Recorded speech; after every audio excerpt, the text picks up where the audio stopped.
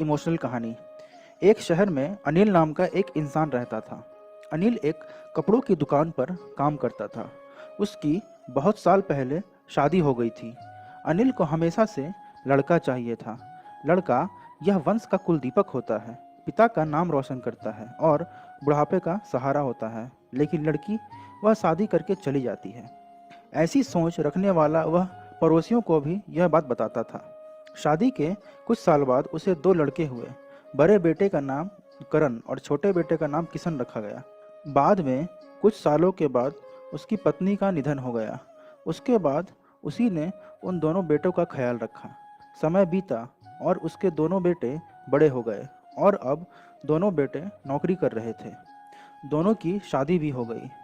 शादी होने के बाद भी वह सब एक साथ ही रहते थे। कुछ साल एक साथ खुशी में गए, लेकिन बाद में दोनों भाई एक दूसरे के साथ झगड़ा करने लगे। दोनों बहुओं में छोटी छोटी बातों पर मतभेद होने लगी। यह सब देखकर अनिल को बहुत बुरा लगता था। अब दोनों ने अलग अलग रहने का निर्णय लिया और वह अलग हो गए। फिर पिताजी का ख्याल कौन रखेगा, ऐसा सवाल का निर्माण हुआ। दोनों बेटे एक एक महीना संभालेंगे, ऐसा तय किया गया। अनिल एक बेटे के साथ एक महीने के लिए रहने लगा, फिर दूसरे के पास एक महीना, ऐसा उसका बंटवारा हुआ। लेकिन जैसे तैसे वक्त बीतता गया, वैसे वैसे बहुओं और बेटों में अनिल को लेकर झगड़ा होने लगा। दोनों बेटों के घरों में झगड़े का कारण अनिल रहने लगा। यह बात अनिल को अच्छे से समझ में आ गई थी। अब अनिल को पुरानी यादें याद आने लगी थी। उसने ज़िंदगी में कितनी बड़ी गलती की थी, यह अब उसे समझ में आ रही थी। पर अब इसका क्या फ़ायदा। आखिर दोनों बेटों ने पिताजी को वृद्धा आश्रम भेजने का निर्णय लिया। एक दिन दोनों ही पिताजी को लेकर वृद्धा आश्रम में गए।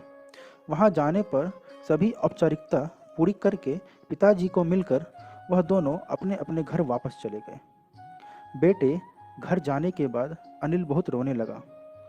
उसके बाद वृद्धा आश्रम में कई लोगों ने उसे समझाया, पर वह बहुत दुखी हो गया था। अनिल को वृद्ध आश्रम में आकर 8 से 10 दिन हो गए थे। वह किसी से भी बातचीत नहीं करता था और एक पेड़ के नीचे बैठकर विचार में मग्न रहता था।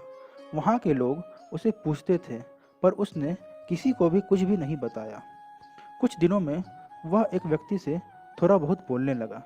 बाद में दोनों की अच्छी दोस्ती हो गई। एक दिन वह दोनों बैठे थे, तब वह व्यक्ति अनिल को अपनी कहानी बताने लगा।